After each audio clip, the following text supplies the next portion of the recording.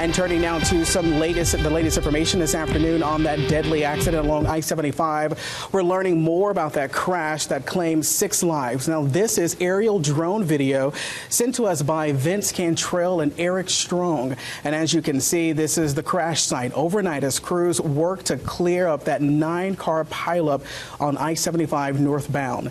Now, this afternoon, we have live team coverage of this crash. Drew Balea is following the investigation as it unfolds this hour. Alyssa Sperato is following the death of a beloved band director in Bradley County. We'll start things off with Drew Balea this afternoon. Drew, what have you learned?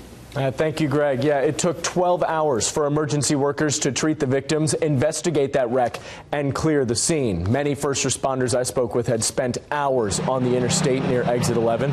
According to the most recent information from the Chattanooga Police Department, 6 people were killed, 6 people were taken to the hospital, 6 people were treated on scene and are okay. 18 total people were affected by this wreck, and we were told that about 9 vehicles were affected by this crash.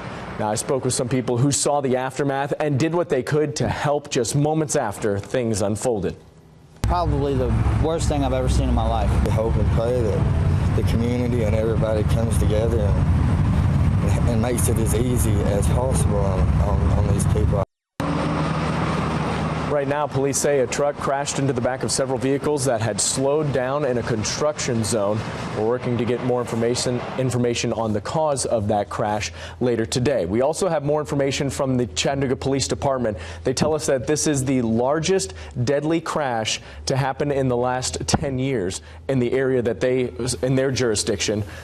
So far in the last 5 years within the Chattanooga Police Department jurisdiction, there has only been 1 death before this on that stretch of I-75.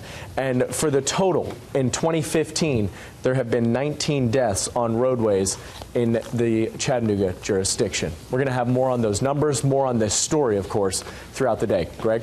All right, Drew, thanks so much. And one of the victims in the tragic accident has touched many lives through music.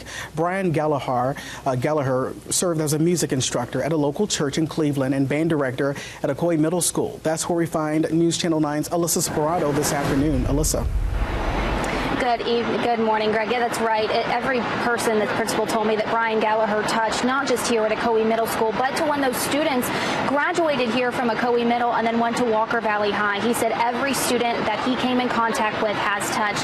He's been the band director here for about 14 years, and he is also the director of a student orchestra at Westmore Church of God.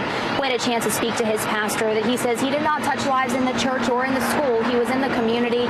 He loved everyone, and he had just a way about him.